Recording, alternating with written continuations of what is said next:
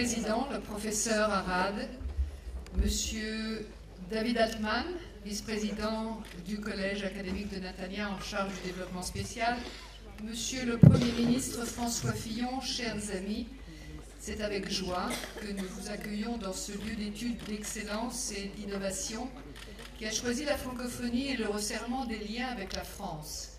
C'est un choix d'amour et d'amitié, car nous, les franco-israéliens, vivons dans l'harmonie. Notre attachement à la fois à Israël, le pays dans lequel nous vivons, et à la France, qui reste à bien des égards notre patrie de langue et de culture et de valeurs. J'ai créé ce campus francophone il y a plus de 10 ans, avec le soutien remarquable du président Arad et du directoire de ce collège. C'est à lui que je veux dire merci pour sa confiance et son engagement sans faille à ce projet qui est une réussite et un modèle en Israël. Le président Arad est l'un des mathématiciens les plus éminents dans le monde. Il est celui qui a créé le concept des collèges non subventionnés en Israël et consacre toute sa vie à l'éducation supérieure, ce qui a donné une véritable chance à toute une couche de notre population qui était défavorisée. Il consacre toute sa vie à l'éducation supérieure, au programme d'excellence en mathématiques et physique, et garde une place toute particulière au campus francophone de notre collège. Sachez aussi que les Israéliens sont de grands amateurs d'art, de cinéma, de littérature et bien sûr de cuisine française. Ils trouvent ici un véritable centre de rayonnement de la culture française grâce à de nombreuses rencontres et de nombreuses conférences et des rendez-vous de très haute qualité. Plus de 500 étudiants francophones ont obtenu des diplômes de licence et de master dans les différentes facultés de notre collège, selon les spécialités de leur choix, banque et finance, droit européen, environnement, entre autres domaines. Nous avons des partenariats avec Paris-Dauphine, avec Nancy, avec Sophia Antipolis, entre autres. Ce campus est une référence à la fois académique et humaine et est devenu un modèle d'intégration pour l'ensemble de notre pays. Ce n'est probablement pas un hasard si vous, Monsieur le Premier ministre, qui avez été également ministre de l'Éducation, avez accepté notre invitation afin d'adresser le message de celui qui fut pendant 5 ans le Premier ministre de la République française. Une grande partie de votre parcours public au service de la France est à rattacher à l'éducation. La réforme de l'éducation qui porte votre nom est très proche de ce que nous faisons ici au NAC, en ce qui concerne des bourses au mérite, des heures de soutien et de tutorat, et l'équivalence du contrat de réussite personnelle au travers de nos programmes classés Excellence, qui permettent des débouchés intéressants. L'éducation est donc une priorité pour vous comme pour nous. Je cherchais au terme de la première journée de votre séjour en Israël à vous présenter, et le mot qui me vient à l'esprit est gentilhomme.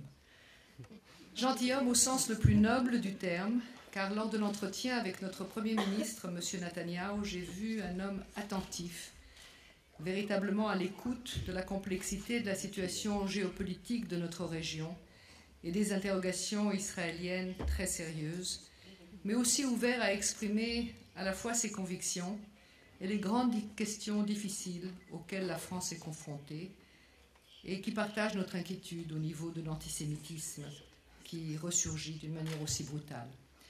Mon sentiment est clair, vous êtes un homme de parole et vous êtes un véritable ami d'Israël. C'est à ce titre que nous vous souhaitons la bienvenue dans notre collège. Avant d'en terminer, je voudrais remercier Virginie Atlan de ses efforts pour nous permettre d'échanger au plus haut niveau avec la France, de saluer à travers elle Christian Estrosi qui nous accueillera en avril pour un colloque scientifique sur l'environnement, Mare Nostrum, une vision pour demain. Saluer Pierre Lelouch, ancien ministre, et Jérôme Chartier, député, qui vous accompagne, et vous redire que nous sommes honorés et heureux de vous recevoir et de vous prier de ne pas oublier qu'en cette heure difficile pour Israël, menacée de boycott à l'heure où de grandes décisions, probablement historiques, et de grands risques doivent être pris par notre gouvernement.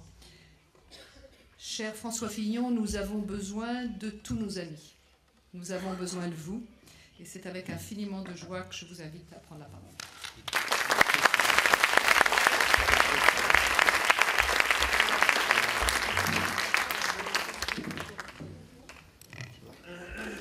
Mesdames et messieurs, je veux d'abord vous dire tout l'honneur et toute l'émotion que je ressens au moment de m'exprimer devant la jeunesse israélienne, que d'une certaine manière vous représentez ici et qui est l'âme de votre nation si étonnante. Je connais la haute réputation de votre collège, je sais les liens culturels qui l'unissent à la France et je voudrais dire toute ma gratitude à Claude Grundmann pour cette invitation, mais surtout pour le travail formidable qu'elle fait pour renforcer les relations académiques entre la France et Israël, pour permettre une meilleure diffusion de la langue française et de la culture française en Israël. Je voudrais remercier le président Arad de sa présence. Je pense que sur ce campus, vous savez mieux que quiconque combien les armes de l'esprit sont essentielles à la liberté et à la raison. Et dans ce chaudron qu'est le Proche-Orient, ces armes sont plus utiles que jamais. J'ai toujours été passionné par le destin d'Israël et concerné par les enjeux que recouvre cette région qui a vu s'écrire les pages les plus anciennes et les plus intenses de l'humanité. Je me souviens de la guerre des 6 jours. J'avais 13 ans et j'avais l'oreille collée au transistor.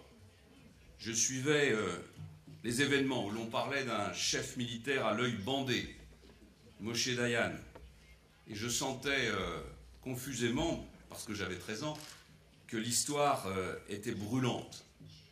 Pendant la guerre du Kippour, j'ai tremblé pour Israël. Et je vais même vous faire une confidence, c'était en pleine révision de ma première année d'examen de droit. J'ai pas eu une très bonne note. J'ai passé plus de temps à écouter la radio et à lire les journaux qu'à réviser mes examens. Chacune de nos nations, et la nation française comme les autres, ont dû surmonter des épreuves pour exister, des épreuves pour s'unir. Mais il faut reconnaître qu'Israël n'est pas une nation tout à fait comme les autres.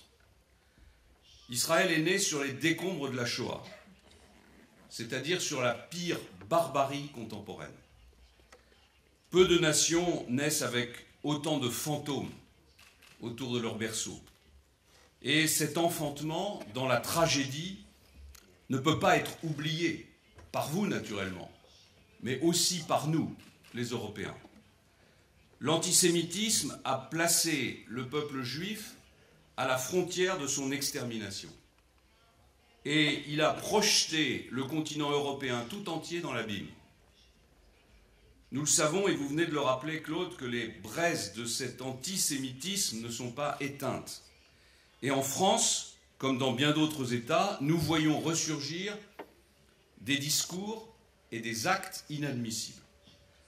Je veux vous dire que la République française est et sera toujours intraitable à l'égard de l'antisémitisme, comme elle vient de l'être récemment à l'égard d'un humoriste aux propos abjects. En France, et ce n'est pas le cas dans tous les grands pays, l'antisémitisme n'est pas une opinion, c'est un délit qui est puni par la loi. Pour moi, les choses sont claires, la liberté d'expression ne peut pas être instrumentalisée par les adversaires de l'unité française et par les violeurs de mémoire. Le souvenir de la Shoah fait partie de votre âme, mais elle fait aussi partie de notre conscience européenne, et même universelle.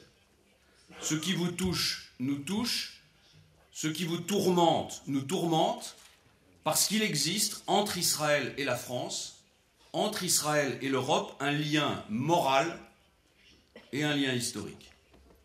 À cela, bien sûr, s'ajoutent les enjeux géopolitiques qui concernent le monde, et au premier rang le continent européen qui entretient avec vous, comme avec le monde arabe, des relations très étroites. Comme toutes les nations, je le sais bien, la vôtre supporte mal les leçons. Et c'est donc avec beaucoup d'humilité que je vais essayer de m'exprimer devant vous. Dans mon analyse de la situation régionale, je ne me départis pas de quelques principes. Le premier de ces principes, c'est qu'Israël est une vraie démocratie. Une démocratie au sein de laquelle les arguments les plus contradictoires peuvent s'exprimer. ça n'est faire injure à personne que de dire qu'autour d'Israël, cette liberté n'a pas d'égal. Le second principe, c'est que votre nation a plus d'adversaires que d'amis dans la région. Et certains de ces adversaires ne cachent pas leur souhait de voir votre État disparaître. Quand on vit avec cette menace, quand on est exposé presque quotidiennement au risque du terrorisme, aux tirs de roquettes, il est, je le mesure parfaitement, difficile de regarder sereinement l'avenir et difficile aussi d'écouter les leçons de ceux qui, de l'étranger, s'érigent en juges d'un conflit qu'ils ne vivent pas dans leur chair. Le troisième principe est lié au second. L'existence d'Israël n'est pas discutable. Et sa sécurité n'est donc pas négociable. Israël est notre ami, c'est notre allié, et quiconque menacerait son existence s'exposerait à notre réaction la plus rude. Enfin, le dernier point, c'est celui de la nécessité de trouver, vaille que vaille, les chemins de la paix. Les Palestiniens ont droit à un État viable, à un État prospère. Ils ont droit à un État où les enfants ne sont pas éduqués à prendre les armes. C'est nécessaire et c'est juste. Aucune nation ne peut se résoudre à vivre éternellement en conflit avec ses voisins. Le goût de la paix est humain et les nécessités de la réelle politique obligent toujours un jour ou l'autre les adversaires à négocier. Peut-être certains d'entre vous pensent-ils que les circonstances ne s'y prêtent pas, que les garanties ne sont pas là, que l'adversaire n'est pas crédible. Je comprends ces arguments. Mais je dis aussi qu'il y a toujours et qu'il y aura toujours de bonnes raisons pour ne pas faire la paix. Parce que c'est vrai, la paix est un risque. Elle est faite de sacrifices. Elle exige de pardonner ce qui parfois semble impardonnable. Et elle suppose surtout une grande force intérieure. Dans l'obscurité, la Torah n'enseigne-t-elle pas de voir en elle la promesse du jour? Pendant des siècles, les nations européennes se sont déchirées. Et elles ont, elles aussi, barricadé leurs frontières et construit des murs. De 1870 à 1945, la France et l'Allemagne se sont détestées, envahies, détruites, jusqu'au jour où des hommes courageux et lucides ont décidé de changer le cours de l'histoire. Ce que la France et l'Allemagne ont réussi à accomplir, ce que l'Europe a réussi à faire, c'est un symbole qui peut inspirer ceux qui doutent de la promesse du jour. Israël a gagné bien des guerres. Aura-t-elle un jour l'audace et le cran inouï de gagner la paix? La réponse, elle est en vous. Et elle vous appartient parce que nul n'écrira votre destin à votre place. La question israélo-palestinienne est depuis longtemps, depuis trop longtemps figée, cadenassée par un environnement politique qui est en train de se fissurer. Les printemps arabes ont bouleversé des équilibres qui avaient été mis en place au début du XXe siècle. 100 ans plus tard, l'ordre de Suez a volé en éclats. Les traités de la fin de la Première Guerre mondiale sont remis à plat, comme l'héritage des accords Sykes-Picot. La distribution des cartes de la puissance au Moyen-Orient est en train de s'accélérer.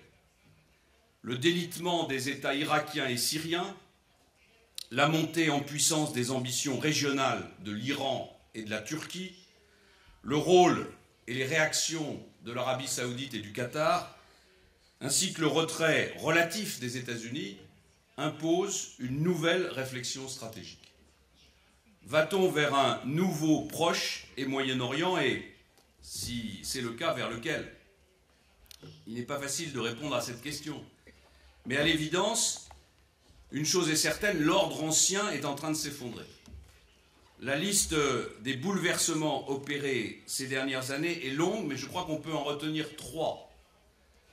D'abord, celui de l'invasion américaine de l'Irak, dont nous savons aujourd'hui qu'elle reposait sur une logique viciée, mais qui a agi comme un premier déclencheur du changement politique en provoquant la chute du dictateur Saddam Hussein.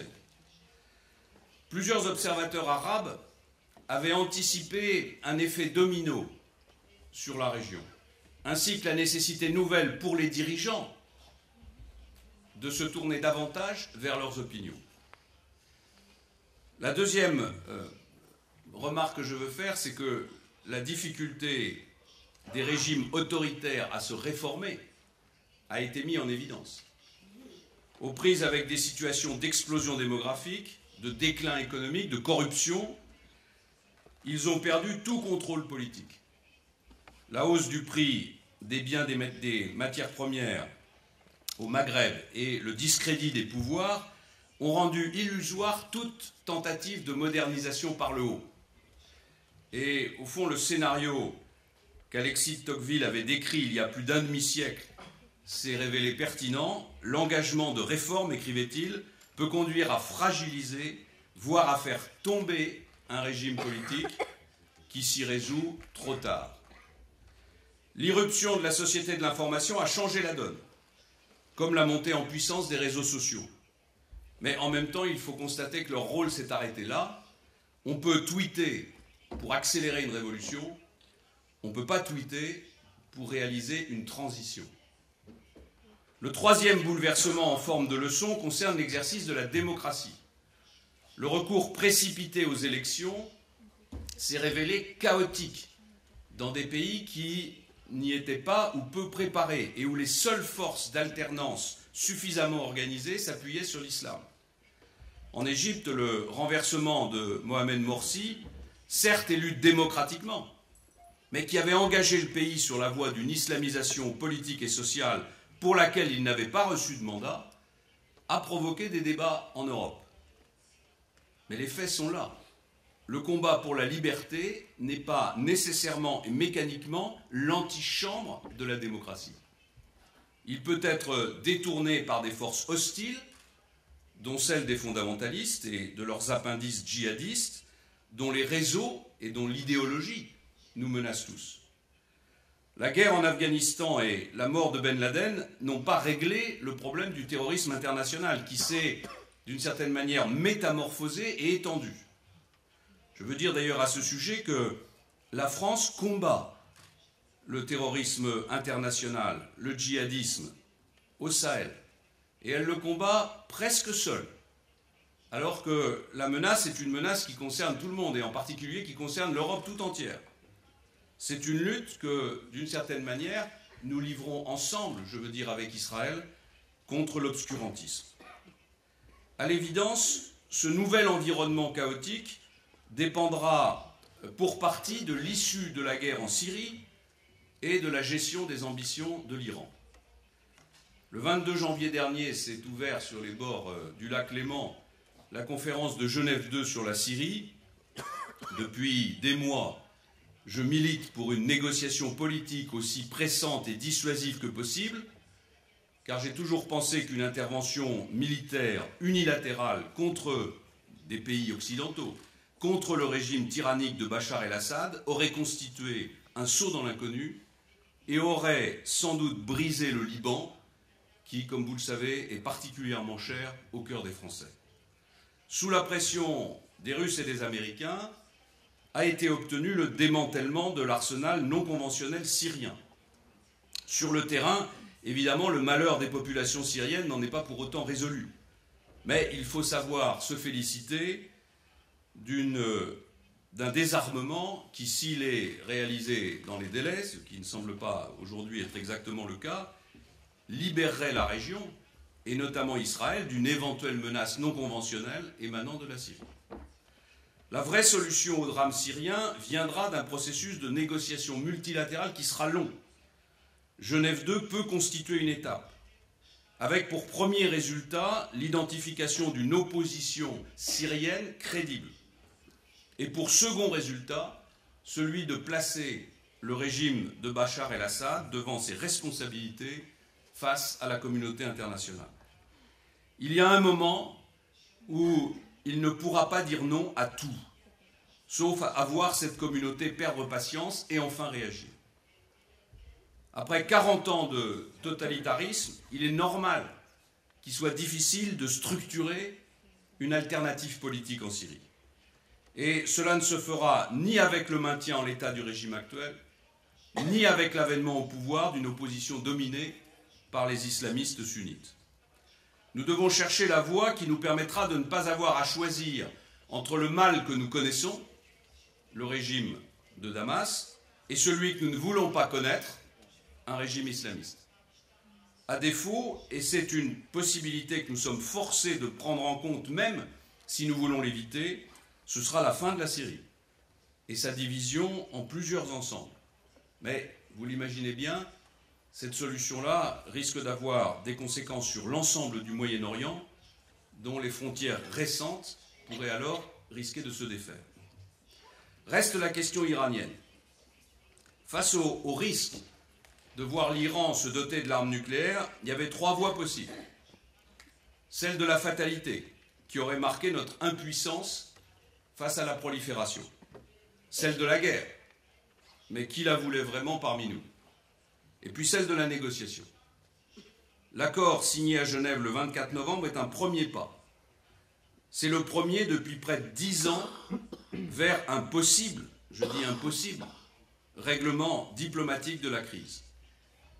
Ça n'est évidemment qu'un début, mais il a imposé le gel des activités nucléaires de l'Iran pour 6 mois et a permis de sortir de la négociation sur la négociation. Les termes de cet accord sont en cours d'application. Il repose sur une approche qui prévoit au titre de ces mesures de confiance une suspension pour 6 mois de certaines sanctions et la négociation d'un arrangement de long terme dont l'objectif est d'ici 1 an d'apporter des garanties durables sur la finalité exclusivement pacifique du programme iranien. Vous savez bien que la France a manifesté beaucoup de réticence à la signature de cet accord qu'elle trouvait insuffisant. Mais il nous a fallu, avec la communauté internationale, derrière les États-Unis et les autres pays européens, nous mettre dans la position d'espérer que cet accord aboutisse à une véritable amélioration de la situation. Évidemment, les raisons de rester extrêmement vigilants sont innombrables. Nous avons des raisons de ne pas accorder spontanément notre confiance aux engagements du régime iranien. Il est exact qu'en conservant une capacité d'enrichissement, l'Iran garde la possibilité d'une militarisation de son programme nucléaire. Et donc, la plus extrême vigilance est de mise. Et l'accord de Genève n'aura de sens que s'il permet une vérification complète et durable, assortie de conséquences sérieuses en cas de non-respect. Le Moyen-Orient va probablement connaître un glissement de son centre de gravité politique vers Riyad, qui ne peut pas accepter de voir précisément l'Iran devenir la première puissance régionale. Cette compétition sourde entre ces 2 États a fait ressurgir le vieil affrontement entre les sunnites et les chiites. Un affrontement qui bouscule tous les pays, qui brouille toutes les cartes et qui réinstalle la querelle religieuse au cœur des influences politiques. Plus que jamais, l'Orient se complique et plus que jamais, le monde arabe doit être analysé et doit être traité au pluriel. Autour de vous, toute la région bouge, se déchire, se recompose, et au milieu de tout cela, que faut-il penser de la paix entre Israéliens et Palestiniens? Pour certains, je sais bien que cette recomposition chaotique du paysage du Proche et du Moyen-Orient se prête moins que jamais à un dialogue efficace avec l'autorité palestinienne. Pour d'autres, dont je suis, dont la France, l'Europe, les États-Unis sont, il y a une opportunité à saisir.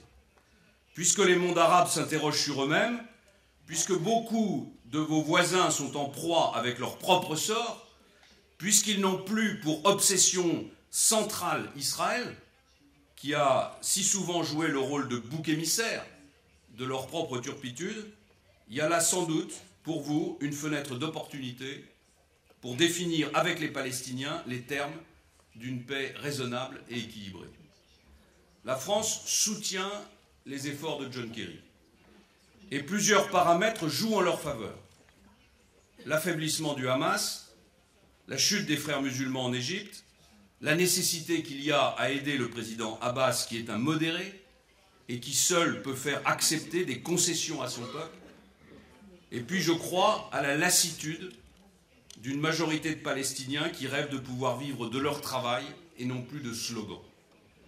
Bref, je crois que le contexte géopolitique offre une chance de régler la question des frontières entre Israël et la Palestine. Les paramètres de l'accord sont connus et il appartient aux deux parties de faire des compromis. Au moment même où Israël est en position de force, le choix d'une percée politique correspond, selon moi, aux intérêts à long terme de votre pays, dont la démographie évolue différemment de celle de ses voisins. Je vous l'ai dit, je n'ignore rien des risques et des sacrifices qu'exige la paix, pour vous comme pour les Palestiniens, qui devront aussi faire des concessions. Mais si ce moment était saisi pour donner corps à la solution des deux États, avec un règlement exemplaire, alors j'en suis convaincu, une force politique et un message symbolique immense se dresseraient au-dessus du monde, au-dessus de ces violences et au-dessus de ces fatalités destructrices. Pour votre sécurité, pour faire advenir cette paix, sachez en tous les cas que la France restera toujours à vos côtés. Israël, c'est la porte de notre propre histoire. C'est l'ami, c'est l'allié, c'est la confidente de la vieille Europe. La France vous estime, elle vous respecte, et il se trouve qu'elle est aussi, par son histoire, par sa culture, un partenaire de plusieurs pays arabes qui lui font l'honneur de leur confiance. Alors j'en conviens, vous portez sur vos épaules une responsabilité qui dépasse vos existences quotidiennes. Et il faut le reconnaître, tous les peuples ne portent pas ce fardeau. Mais tous n'ont pas, et ce sera ma conclusion, cette charge qu'on peut aussi nommer le privilège des grandes nations.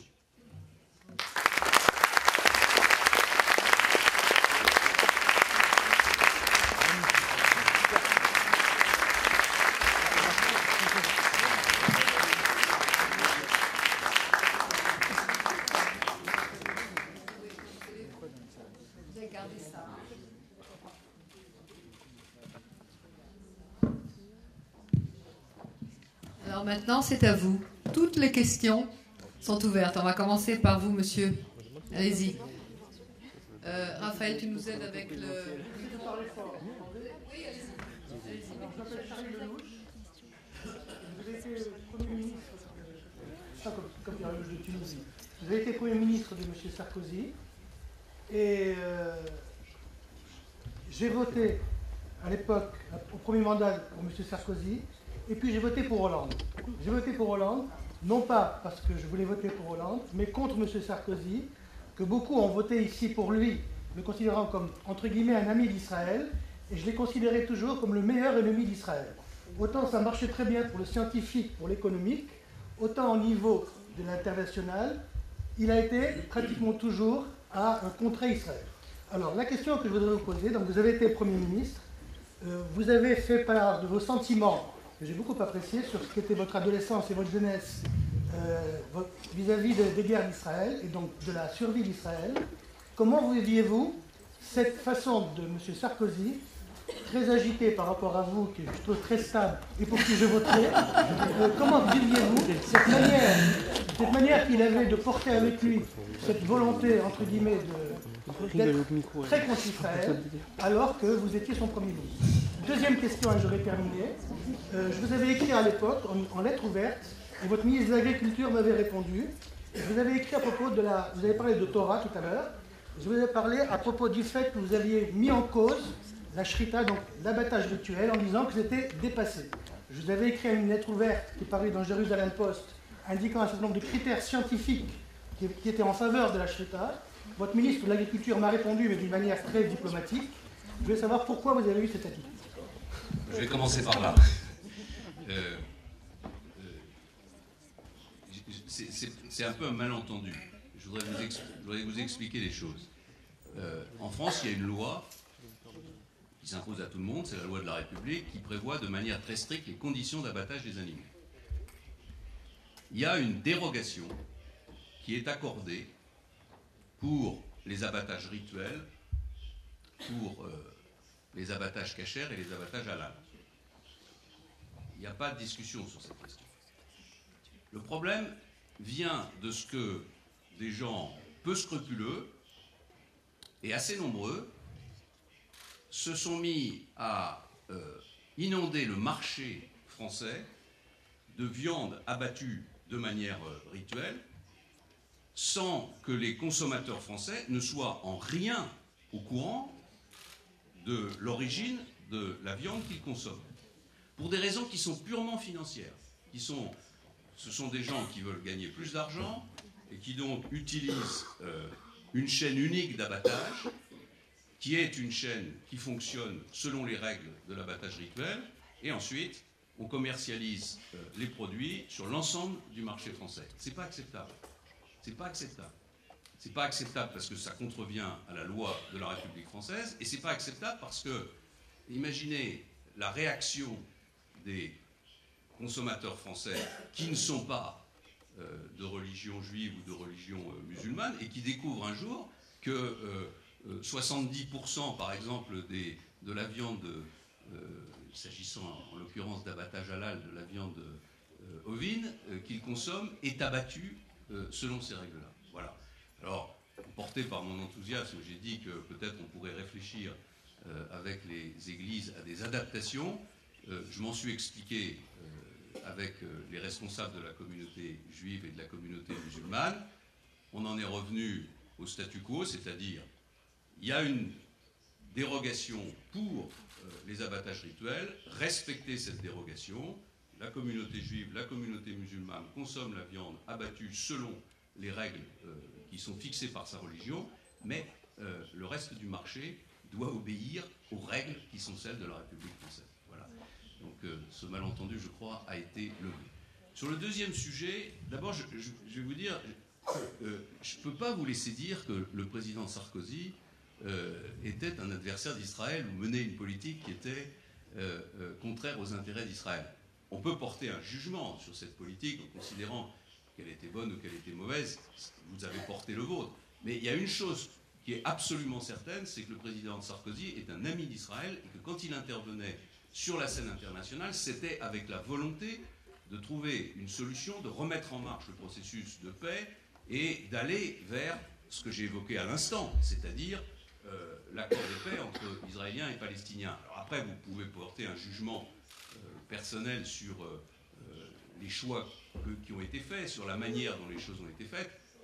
Moi, je m'abstiendrai de tout commentaire par rapport à cela, mais je veux vraiment vous convaincre que le président Sarkozy était profondément inspiré par une volonté de défendre les intérêts d'Israël et de trouver une solution. Et c'est tout le débat d'ailleurs qui est posé aujourd'hui, c'est au fond, est-ce que c'est défendre Israël que d'essayer d'aider Israël à trouver les solutions de la paix, ou est-ce que c'est aller contre les intérêts d'Israël? Bon, moi je vous ai donné mon sentiment, je vous l'ai dit, je le fais avec beaucoup d'humilité, je ne vis pas en Israël, je ne vis pas l'expérience dans ma chair que vous vivez, mais c'est aussi quand même le regard qu'on peut porter sur l'histoire du monde, sur l'histoire des nations, sur l'histoire des civilisations, qui nous fait penser qu'il va bien falloir un jour trouver une solution. Que il n'y a pas d'exemple dans l'histoire d'une nation qui ait survécu éternellement dans une situation de conflit. Il y a toujours un moment où il y a des hauts et des bas dans l'histoire d'une nation. Alors, Israël est dans une forme olympique. Israël est un pays qui réussit formidablement bien. Israël est fort, Israël est puissant. Formidable, et c'est le fruit de votre travail et de votre engagement. Mais vous ne savez pas si dans 1, 2, 3, 4, 5, 10 générations, vous ne savez pas ce qui se produira. Et naturellement, je pense que tous ceux qui sont soucieux de préserver l'avenir d'Israël doivent avoir à cœur de chercher une solution à ce problème israélo-palestinien. Alors est-ce que la solution qui est sur la table aujourd'hui est la bonne? Je vous l'ai dit, c'est à vous de choisir, c'est à vous de dire. On ne peut pas faire de choix à votre place, c'est juste impossible. Et je vous ai dit tout à l'heure que si Israël, quelle que soit la décision que vous prendrez, se trouvait dans une situation de difficulté, la France serait à ses côtés, quoi qu'il arrive. Parce qu'il y a un lien que j'ai qualifié tout à l'heure de moral et d'historique entre nous. Voilà. Alors pour le reste, j'ai compris que vous vouliez voter pour moi, donc naturellement, je ne peux que vous en féliciter. Madame Steiner, essayez de vous lever et de parler très fort.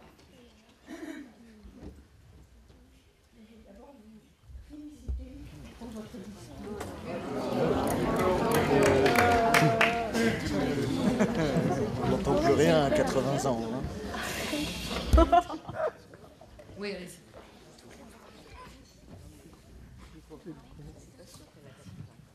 Je veux d'abord vous féliciter pour votre discours et ensuite vous dire que j'espère que Israël réussira à avoir la paix comme vous le désirez, nous le désirons tous.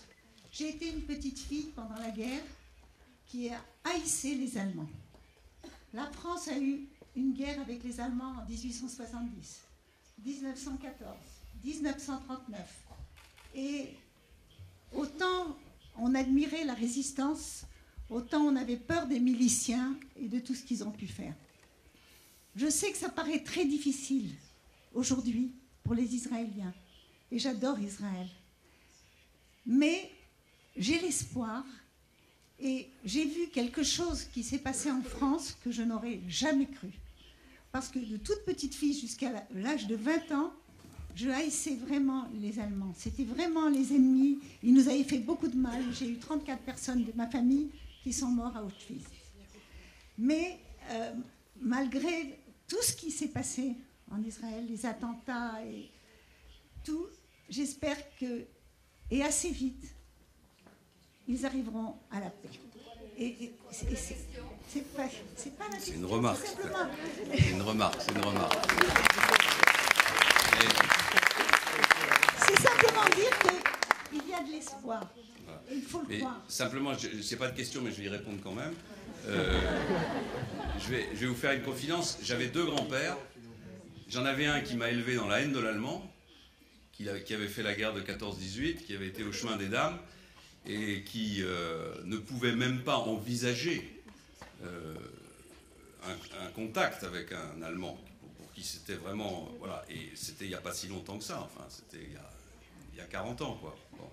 Mais j'avais un autre grand-père, qui lui m'avait élevé dans la haine de l'anglais, qui était un ennemi beaucoup plus ancien de la France et de la nation française. Et il se trouve que j'ai épousé une Anglaise et que j'appelle aujourd'hui à un rapprochement franco-allemand. J'ai même été jusqu'à dire qu'on devrait faire une confédération économique franco-allemande pour permettre... Et pourquoi est-ce que je dis ça? C'est parce que je pense...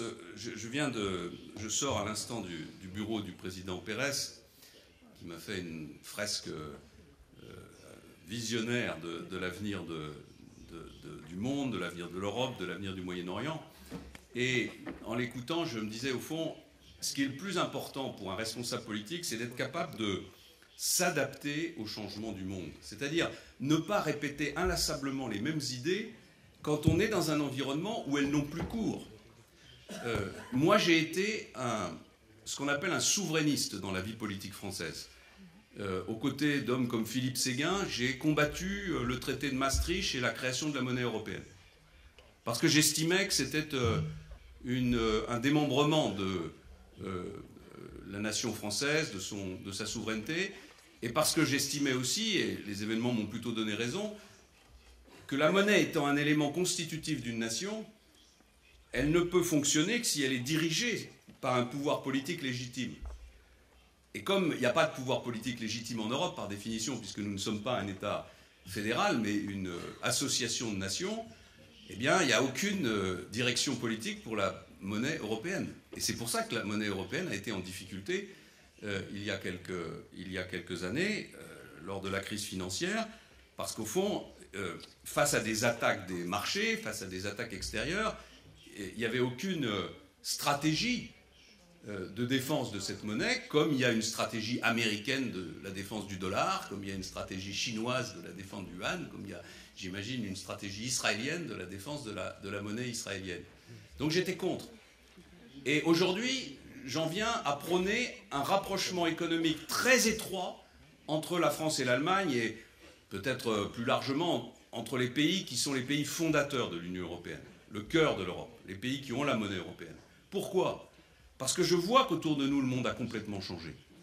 Je vois qu'il y a en face de nous un continent asiatique qui est devenu une puissance considérable et qui est en train de progressivement prendre tous les marchés, toute l'influence qui était la nôtre.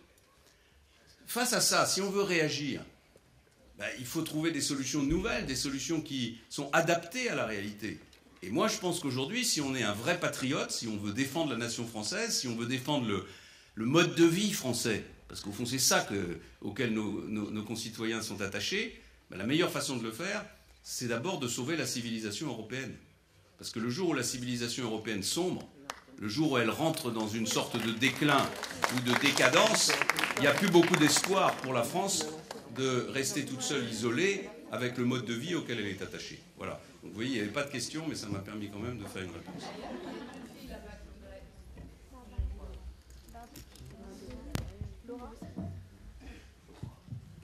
Bonsoir, je m'appelle Laura Wagnin dans le programme Massa de Nicolas Paris. Okay. Je m'appelle Laura Wagnin, je suis étudiante à la Mérina de Madame Paris. Et j'avais une question en fait par rapport à tout ce qui se passe en France en ce moment. On a vu qu'il y a un grand mouvement antisémite et qui n'est pas vraiment caché. Et on a vu qu'au niveau politique, il y avait M. Valls, il a fait annuler le spectacle de Dieudonné. Et donc, je me demandais un petit peu, on voit, nous, de l'extérieur, que les gens sont dans la rue et expriment sans gêne leur antisémitisme et leurs opinions. Et je me demande vraiment qu'est-ce qui se passe derrière, dans le politique. Quelles sont les décisions qui sont prises? Est-ce qu'il y a vraiment quelque chose qui bouge? Qu'est-ce qui se passe? Parce que nous, on voit ça, on a un peu peur. Ça... Donc voilà, je voulais savoir. Bravo. D'abord, comme je l'ai dit tout à l'heure, le gouvernement a eu raison de prendre des mesures très radicales pour faire taire M. Dieudonné, qui tient des propos qui sont des propos abjects, et qui d'ailleurs sont des propos qui auraient dû être condamnés depuis longtemps. Car la loi française, je l'ai dit tout à l'heure, souvent on nous montre un peu du doigt en nous disant « vous n'en faites pas assez contre l'antisémitisme, contre le racisme », il y a beaucoup de pays qui sont des grandes démocraties dans le monde, je ne vais pas les citer, où on peut dire absolument ce qu'on veut sans aucun risque d'être condamné. En France, il y a une loi. Cette loi, elle a d'ailleurs été durcie, renforcée par Pierre Lelouch, qui est présent ici et qui en 2003 a fait voter un texte qui porte son nom, qui rend tous les actes racistes aggravés lorsque ce sont des actes antisémites. Donc le gouvernement a eu raison et il y a eu d'ailleurs un consensus politique général, quasi général, à l'exception évidemment des extrémistes comme toujours, pour soutenir le gouvernement. Bon, certains d'entre nous pensent que M. en a fait un peu beaucoup, c'est-à-dire qu'il a utilisé cette triste affaire pour sa propre, comment dirais-je, promotion médiatique. Bon, tout ça n'est pas très important, parce que ce qui compte, c'est que les décisions aient été prises et que Dieudonné ait été condamné. Et d'ailleurs, vous savez qu'aujourd'hui, la justice lui réclame des comptes et qu'il a d'ailleurs dû renoncer, en tout cas pour le moment, à prononcer les paroles abjectes qu'il prononçait. Alors, il y a eu cette manifestation dimanche dernier. Bon, d'abord, il y a tout un amalgame qui est fait tranquillement. C'est une manifestation dans laquelle il y avait plein de gens différents qui exprimaient leur colère. Il y avait des gens insupportables qui doivent être condamnés, des gens qui sont des extrémistes dangereux, qui ont tenu des propos antisémites. Ce n'est pas l'ensemble des gens qui manifestaient, il y en avait d'autres qui manifestaient contre le mariage pour tous. Et il n'y avait aucun lien manifestement entre les deux sujets. Ce qui est inquiétant dans cette affaire, c'est qu'il y a en ce moment une radicalisation de la vie politique française. Cette radicalisation, nous la ressentons tous, et en particulier tous les démocrates, tous ceux qui sont attachés au fonctionnement des institutions, tous les modérés au fond. Nous la ressentons tous avec beaucoup d'inquiétude et avec beaucoup de douleur. Cette radicalisation, elle n'est pas conforme à l'esprit de la République. Elle n'est pas conforme aux valeurs de la République. Elle n'est pas conforme à ce qui fait les fondements de la nation française. Alors pourquoi est-ce qu'on en est là? Je pense qu'il y a deux raisons principales. Il y en a une première qui est que nous avons trop tardé collectivement à engager la réforme, les réformes nécessaires dans notre pays pour lui redonner l'avenir qu'il mérite, pour lui redonner l'espoir que tout peuple doit avoir. On ne peut pas mobiliser un peuple s'il n'a pas d'espoir pour ses enfants. Or, c'est vrai que la France est un pays qui, depuis plusieurs années, alors nous avions essayé avec Nicolas Sarkozy de le remettre dans le sens du vent, de le remettre dans la bonne direction. Peut-être l'a-t-on fait trop tard, peut-être ne l'a-t-on pas fait avec suffisamment d'énergie. Mais on voit bien que on est aujourd'hui dans un pays qui est un pays bloqué, où les gens se disent il n'y a pas d'avenir. Si on travaille, on n'est pas récompensé. On paie trop d'impôts. Vous allez me dire qu'est-ce que ça a à voir avec l'antisémitisme? Non, bien sûr, ça n'a rien à voir. Ce que j'essaye de vous expliquer, c'est pourquoi il y a une radicalisation de la vie politique française. Et cette radicalisation, elle donne tout d'un coup à des gens qui sont souvent des gens assez stupides et sans aucune culture historique, elle libère leur parole, puisque tout le monde descend dans la rue, puisque la mère de famille qui n'est jamais descendue dans la rue exprime sa colère aujourd'hui contre un gouvernement dont elle estime qu'il n'assume pas les responsabilités qui devraient être les siennes. Alors, à ce moment-là, il y a tout un tas de gens qui se sentent libérés et qui profitent de cette situation de façon honteuse. Ce sont des gens qui existaient avant. Ce sont des gens qui étaient antisémites avant. Simplement, ils se taisaient, on ne les entendait pas. Là, on les entend. Alors, évidemment, la première des choses à faire, c'est de les sanctionner. C'est un délit, ils doivent être sanctionnés. En France, on peut être condamné à la prison pour tenir les propos qu'ils ont tenus. Et il faut le faire, il faut le faire. Moi, je vous le dis, quand on est en face de la montée d'un mouvement comme celui-là, il ne doit pas y avoir, la main ne doit pas trembler, il ne doit pas y avoir d'hésitation. On doit durcir la répression. Mais en même temps, il faut appeler le gouvernement français à prendre les mesures nécessaires pour essayer de rassembler, d'apaiser la société française. Bon. Encore une fois, tout ça n'a rien à voir avec l'antisémitisme, mais ça a à voir avec la radicalisation. On a eu un débat sur le mariage pour tous. Il y a des gens qui sont pour, il y a des gens qui sont contre, c'est pas le sujet. C'est un débat qui n'est pas un débat, comment dirais-je, mesquin. Enfin, c'est un débat, c'est un vrai débat, on peut l'avoir. Moi, je suis contre. Mais je ne nie pas qu'on puisse être pour et qu'on puisse avoir un débat sur le sujet. Ce que je n'accepte pas, c'est que le président de la République ait choisi d'imposer cette réforme dans un pays qui était déjà un pays fragile, un pays replié sur lui-même, un pays qui a le sentiment que son identité est en train d'être mis en pièces. Et du coup, il a creusé un fossé entre deux France qui sont en train de s'écarter de plus en plus et qui va être de plus en plus difficile de rassembler pour remettre le pays, j'allais dire, au travail, pour le remettre dans le sens de l'histoire, pour lui redonner l'envie de réussir. Voilà. Donc, il faut combattre avec la plus extrême énergie l'antisémitisme. Je l'ai toujours fait avec mon gouvernement. On l'a fait à la fois en termes de prévention. Je me souviens par exemple du travail que nous avons fait quand j'étais ministre de l'Éducation nationale avec Claude Lanzmann, dans des conditions qui n'étaient pas toujours si faciles, mais qui finalement fonctionnaient. Je me souviens du durcissement de la législation contre les actes antisémites. L'ensemble des responsables politiques doit être totalement mobilisé. Mais en même temps, il faut traiter la question de la radicalisation de la société française. Je vous assure que je suis préoccupé de voir que beaucoup d'hommes politiques font comme si c'était comme avant, comme si rien n'avait changé, comme si, au fond, voilà, oui, c'est vrai, les Français sont des râleurs, ils descendent dans la rue, mais c'est pas grave. Non, c'est pas ça aujourd'hui. Aujourd'hui, il y a une vraie interrogation de beaucoup de Français sur la question de savoir si leur pays a un avenir. C'est quand même terrible de penser qu'une nation pareille avec une démographie qui est la meilleure de quasiment tous les pays européens, avec un système éducatif qui n'est pas sans critique, mais qui est quand même, finalement, un des bons systèmes éducatifs dans le monde, avec une indépendance énergétique, avec une indépendance agricole, avec des capacités scientifiques, avec... voilà, c'est un pays qui a tout pour réussir. Il faudrait juste simplement qu'il accepte quelques changements radicaux pour libérer un pays qui est totalement asphyxié par les protections que nous-mêmes, depuis 30 ans, j'ai ma part de responsabilité, depuis 30 ans, nous avons accumulé. Depuis 30 ans, le mouvement en France a été un mouvement de protection. On se protège contre tout. Et à force de se protéger contre tout, on a peur de tout. Et on est aujourd'hui dans un pays qui a peur de tout. On est dans un pays qui a peur du nucléaire, qui a peur du gaz de schiste, qui a peur des OGM, qui a peur des progrès scientifiques, qui a peur de la mondialisation, qui a peur de ses voisins, qui a peur de l'étranger.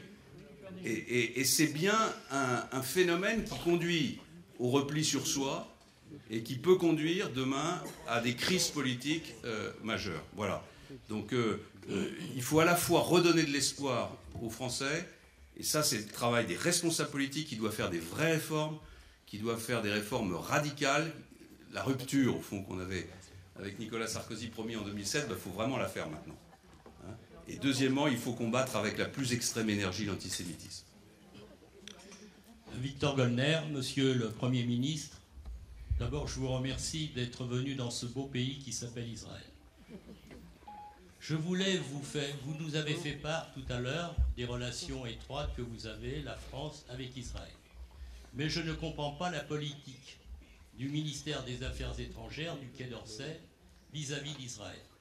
Ma question est la suivante. Pourquoi le consulat général de Jérusalem a un comportement qui j'arrive pas à saisir? Pour les raisons suivantes. Le consulat général de France à Jérusalem, qui se situe dans la capitale de l'État d'Israël, qui s'appelle Jérusalem, actuellement, son but est d'entretenir des relations particulières et permanentes avec l'autorité palestinienne et le Hamas. Donc j'aimerais savoir pourquoi la France n'ouvre pas un consulat à Ramallah et l'autre à Gaza. C'est pas la peine d'être à Jérusalem. Alors que je tiens à vous rappeler, Monsieur le Premier ministre, que le consulat général de France à Jérusalem ne participe jamais à l'histoire d'Israël, sauf à celle de la cérémonie de la Shoah. Voilà, merci. Bon, je vois que le consulat général de Jérusalem n'a pas que des amis dans la salle, mais bon, d'abord, il n'y a pas de politique du Quai d'Orsay, il y a la politique de la France. Il peut arriver que le Quai d'Orsay... Non, mais moi je vous le dis, il y a la politique de la France. Il y a un moment où la politique de la France, elle s'exprime. Les présidents passent, le Quai d'Orsay reste. Oui, bien sûr. Enfin, il y a la politique de la France, et la politique de la France, elle est d'ailleurs la même, grosso modo, quelles que soient les majorités, s'agissant de la question israélo-palestinienne depuis très longtemps. Et j'ai essayé tout à l'heure de vous donner au fond, mon sentiment sur cette question, qui correspond à la position qui est celle de la France. Et la France prendra des décisions concernant ses représentations diplomatiques lorsque un accord aura été trouvé, lorsque la solution au problème israélo-palestinien aura été trouvée. C'est le rôle de la France de vous le dire. C'est pas le rôle d'un ami que de vous dire des choses qui ne correspondent pas à la réalité. La réalité, c'est que la France est l'allié d'Israël, mais la France considère que la solution du problème israélo-palestinien doit être trouvée. Et ce n'est pas une position nouvelle, c'est une position qui a toujours été défendue par la France. Je vous ai dit tout à l'heure que c'était à vous de la trouver, que la France était là pour vous aider, qu'elle n'était pas là pour imposer quoi que ce soit, mais elle ne peut pas anticiper des décisions qui n'ont pas encore été prises en prenant, s'agissant de ces implantations diplomatiques, des mesures qui doivent correspondre aux accords, s'il y en a, qui sont trouvés entre Israël et la Palestine. Donc il y aura encore, j'espère le moins longtemps possible, un consulat général de France à Jérusalem. Si demain un accord est trouvé entre Israël et la Palestine, et j'ai eu le sentiment, après avoir m'être entretenu longuement avec votre Premier ministre hier, qu'il y avait une vraie volonté israélienne d'essayer de trouver une solution à ce conflit, qu'il y avait une opportunité qui était ouverte. Les choses sont difficiles, je le sais bien. Donc on peut espérer que dans les prochains mois, cette solution sera enclenchée et alors la France en tirera toutes les conséquences. Je suis trop long, je suis désolé, c'est un vrai défaut que j'ai. David André Lamy. Monsieur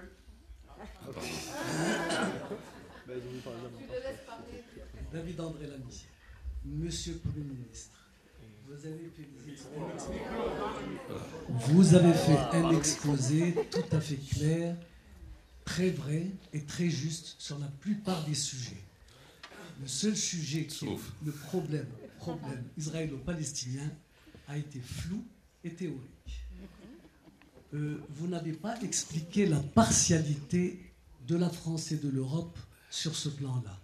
Vous semblez ignorer tout de ce qui se passe en Israël. Vous avez parlé de modéré. Le modéré Abou Mazen a dit que quand il y aura un État palestinien, il sera nettoyé de tout juif. Monsieur Abou Mazen n'a pas changé du tout l'éducation de sa population, notamment des enfants, qui est une éducation de haine des Israéliens et des Juifs en général. Et je vous fais savoir quand même que l'éducation des Palestiniens est financée par la France. Pardon ? 110 millions. Bon, attendez, je vais finir.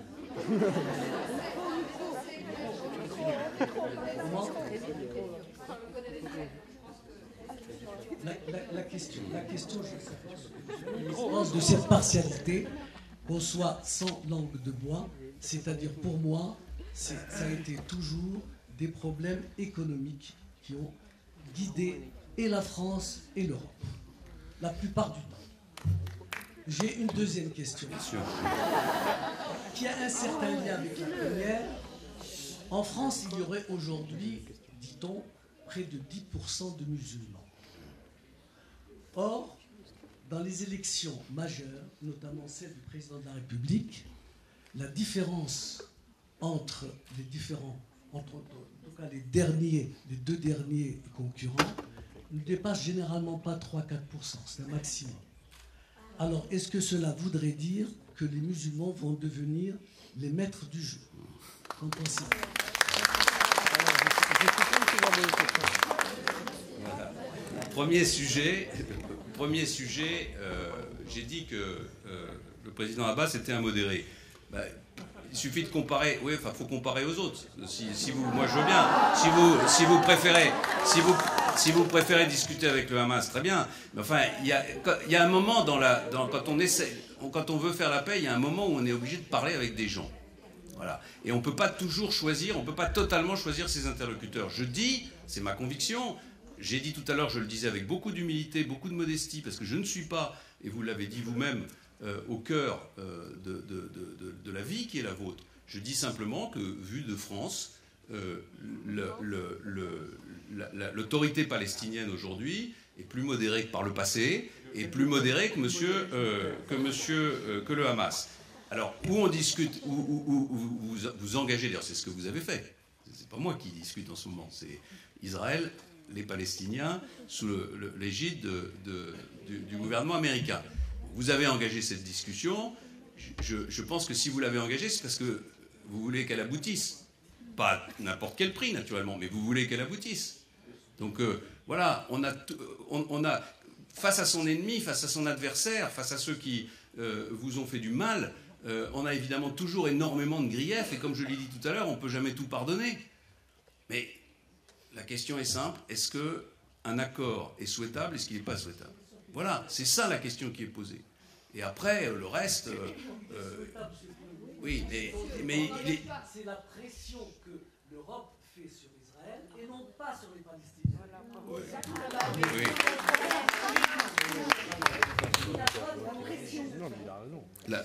S'agissant de la France, vous savez très bien qu'elle n'a jamais défendu et jamais accepté les positions européennes qui soient... Par exemple, la France a toujours combattu le boycott, toujours.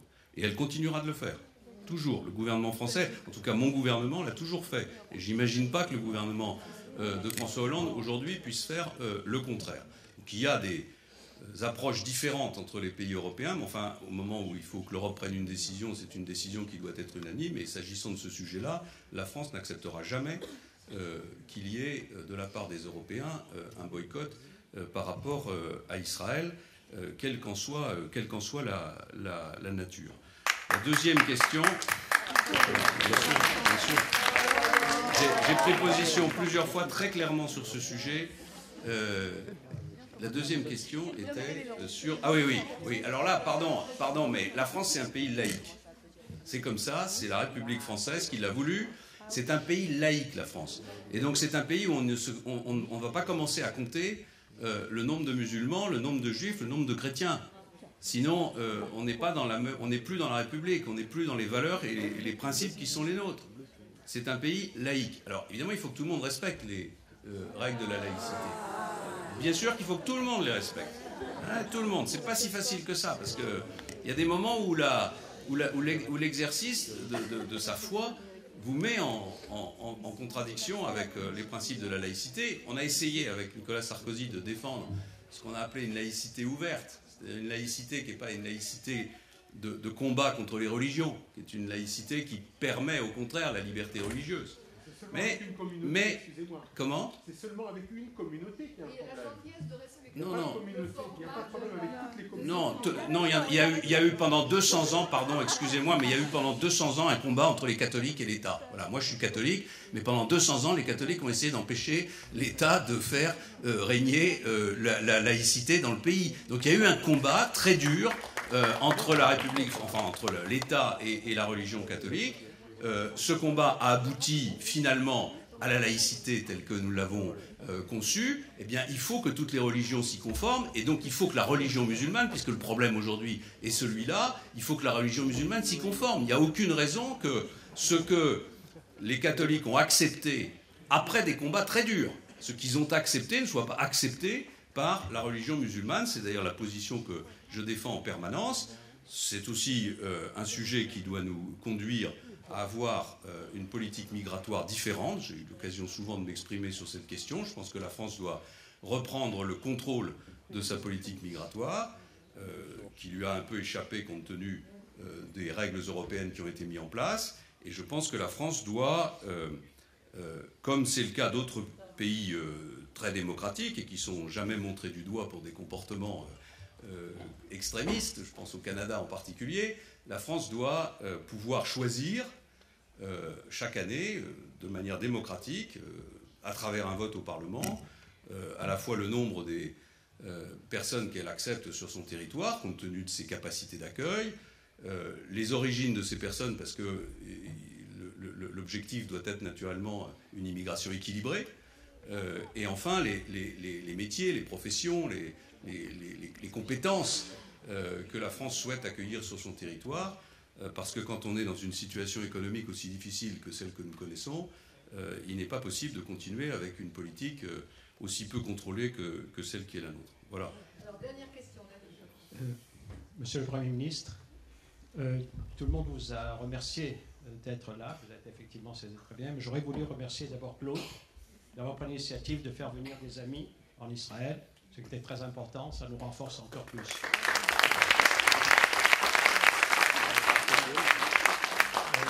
J'aurais voulu quand même avoir votre opinion. Vous avez certainement, au cours de votre carrière phénoménale, fait des négociations. Et aujourd'hui, Israël est en pleine négociation pour la paix. Et nous tous, nous œuvrons pour cette paix-là.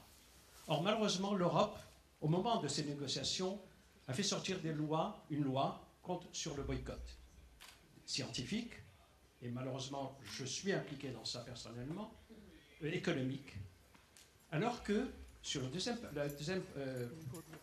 partenaire, il n'y a pas il n'y a pas de boycott, ils ne peuvent pas avoir de boycott là-bas, mais il pourrait y avoir une pression économique. La communauté européenne paye actuellement, est le plus grand payeur auprès de l'autonomie. Or, malheureusement, nous ne sentons pas justement cette égalité de pression, parce qu'il faut faire pression sur les partenaires. J'aurais voulu avoir votre opinion. D'abord, il doit y avoir cette égalité de pression. Deuxièmement, sur des mesures européennes de boycott, à ma connaissance, elles ne peuvent pas avoir été prises sans l'unanimité. Alors, qu'il y ait un projet européen de le faire, je l'ai entendu. Je vous ai dit tout à l'heure que la France s'y opposerait. La France n'acceptera jamais un boycott, quel qu'il soit, que ce soit scientifique ou que ce soit économique, d'Israël. J'ajoute que ce serait extraordinairement maladroit que de s'engager dans une politique comme celle-là au moment où la négociation est en train de se nouer. La seule chose que, au fond, l'Europe devrait faire dans ce contexte-là, c'est d'entourer les acteurs de cette négociation pour les aider, les soutenir et les conduire vers ce rapprochement.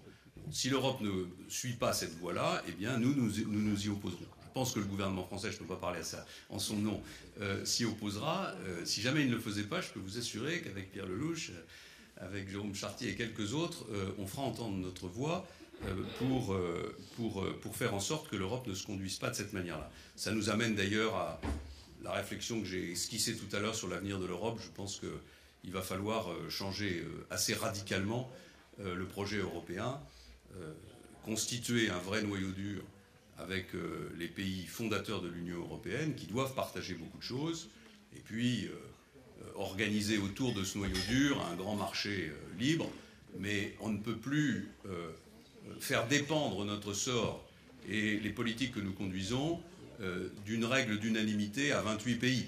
C'est juste impossible, et ça conduit à des bêtises comme celle que vous venez d'évoquer. Voilà, le rôle de la France, il doit être d'être à vos côtés dans cette négociation. Je l'ai dit quand même tout à l'heure, personne ne pourra négocier à votre place. Et l'Europe n'a plus aujourd'hui la puissance qu'elle avait dans le passé.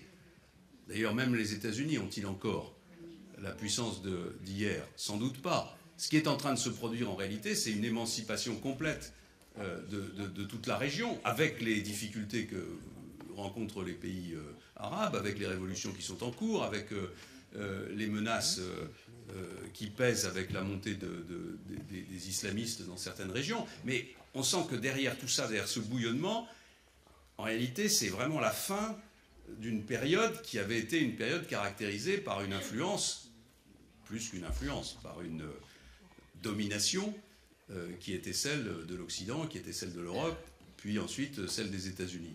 Bon, c'est le mouvement de l'histoire, il faut s'y adapter, et l'Europe n'a pas de leçon à donner. Elle doit être là pour aider.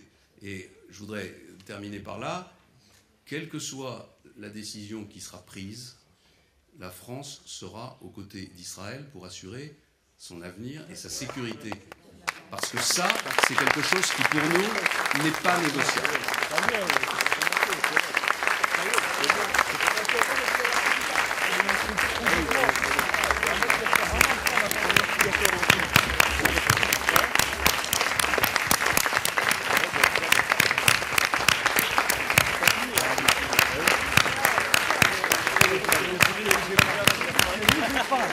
Voilà, je crois qu'on a tous un petit peu plus chaud au cœur ce soir d'avoir entendu un grand homme politique qui est aussi déterminé pour être à nos côtés malgré la complexité, malgré les grands problèmes qu'affronte la France aujourd'hui. Je voudrais le remercier de s'être prêté avec tant de grâce et tant de générosité à toutes les questions, parfois difficiles, de nos compatriotes. Je vous souhaite à tous une très bonne soirée et à très bientôt.